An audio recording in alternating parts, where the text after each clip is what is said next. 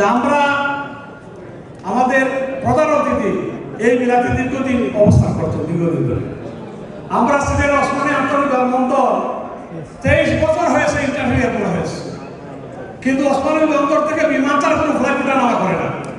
আমরা দেখতে পাই আমরা বিমানবন্দর থেকে প্রতি সপ্তাহে 5 থেকে 20 ফ্লাইট ওঠানামা। আমরা কি ফ্লাইট করলাম সিলেটে?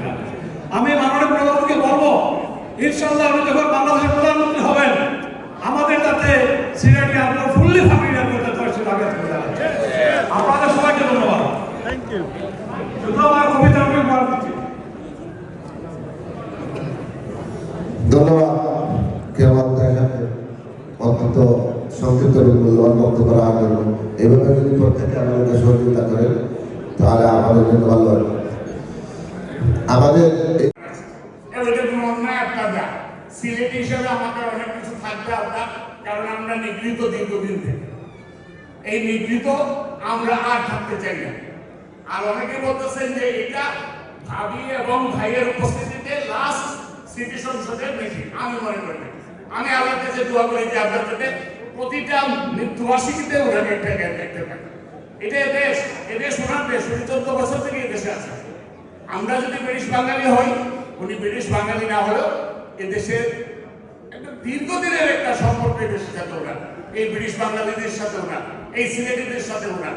অবশ্যই উনি আসবেন, অবশ্যই উনি আমাদেরকে সময় দেবেন। আপনারা ভালো থাকেন। আমি একটু বেশি সময় নিয়েছি, আমাকে ক্ষমা করবেন। আর আমি যাওয়ার আগে এতটুকুই বলবো, আল্লাহ যাতে এই পরিবারকে শহীদ রাষ্ট্রপতি জিয়াউর রহমানের পরিবার, মাওবানী খান সাহেবের পরিবারের অসংখ্য অসংখ্য রহমত বর্ষণ করে এবং ওনাদের আত্মার মাগফিরাত করে এবং ম্যাডামের রোগ মুক্তি যেন আল্লাহ এই জাতির কল্যাণের জন্য আরো স্ট্যান্ড করে ম্যাডামের দীর্ঘায়ু দেয়। আপনারা ভালো থাকুন, সুস্থ থাকুন। আল্লাহ হাফেজ।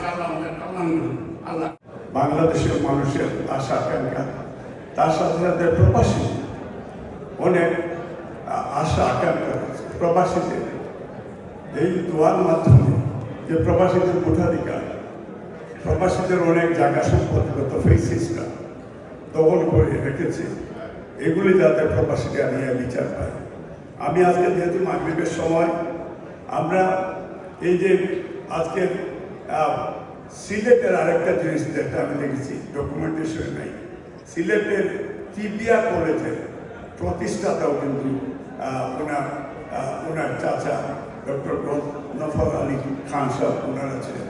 তা আমরা সবাই মিলে দোয়া করবো যাতে আল্লাহ তাআলা তাদেরকে জান্নাত দান করেন এবং যাতে আমাদেরকে যেন আল্লাহ তৌফিক দান করে যে ভারপ্রাপ্ত চেয়ারম্যান সাহেব উনি দেশে যাবেন এবং দেশের মানুষের সেবা করবেন।